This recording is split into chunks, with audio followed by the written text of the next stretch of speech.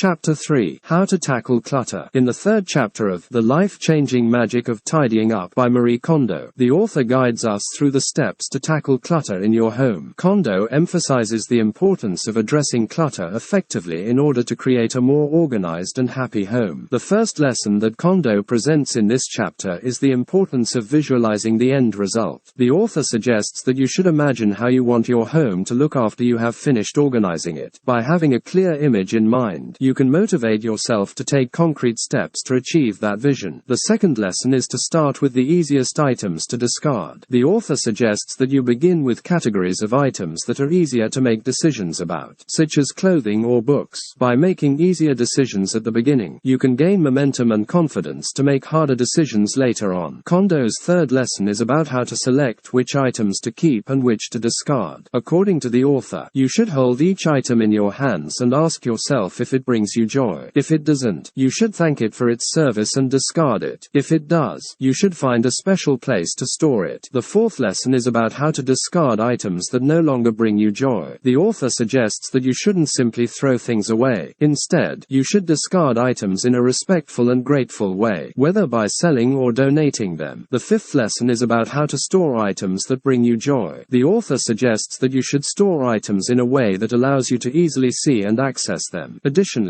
you should store items in a way that won't damage them and that protects them from environmental factors such as humidity or sunlight. Kondo's sixth lesson is about how to maintain order in your home in the long term. The author suggests that you should have a daily routine to maintain your home's organization, such as dedicating 10 minutes a day to pick up and organize. Additionally, you should conduct an annual review of your belongings to ensure that you are only keeping what brings you joy. In summary, the third chapter of The Life-Changing Magic of Tidying Up presents 6 lessons for tackling clutter in your home. By visualizing the end result, starting with easier items to discard, selecting items based on whether they bring you joy, respectfully discarding unwanted items, storing items in an accessible and protected way, and maintaining long-term organization, you can build a solid foundation for a more organized and happy life. Chapter 4. The Magic of Tidying Up in Practice. Categorization. In the fourth chapter of The Life-Changing Magic of Tidying Up by Marie Kondo, the author focuses on the importance of categorization when tidying up your home. Kondo suggests that when tackling clutter, you should sort items into categories to make the process more manageable and effective. The author suggests starting with the easier categories, such as clothing. You should gather all the clothes in your home, including those stored in places like the closet or basement, and place them in a visible location. Then, you should take each clothing item in your hands and ask yourself if it brings you joy. If it does not, you should thank it for its service and discard it. If it does bring you joy, you should find a special place to store it. Once you have finished with clothing, Kondo suggests moving on to other categories, such as books, documents, miscellaneous items, and sentimental items. The author recommends focusing on one category at a time to maintain focus and avoid feeling overwhelmed. Kondo also suggests not worrying about finding a place for each item while you are categorizing. Instead, you should focus on sorting and discarding items that no longer bring you joy. After that, you can find a place for each item you want to keep. Another important tip from Kondo is how to store items. According to the author, you should store items of the same category together so that you can easily find them and see how many you actually have. Additionally, you should store items in a place where you can see them clearly and access them easily. Kondo also suggests some practical tips for organizing your belongings, such as folding clothes vertically instead of stacking them horizontally, which allows you to see what you have more easily. She also suggests using boxes and organizers to keep your items tidy and protect them from environmental factors. In summary, the fourth chapter of The Life-Changing Magic of Tidying Up by Marie Kondo emphasizes the importance of categorization when tidying up your home. By categorizing items and making decisions about what brings you joy, you can simplify the organization process and reduce clutter in your home. By storing items in an accessible and orderly manner, you can ensure that your belongings are protected and easy to find. Chapter 5. The Magic of Tidying Up in Practice.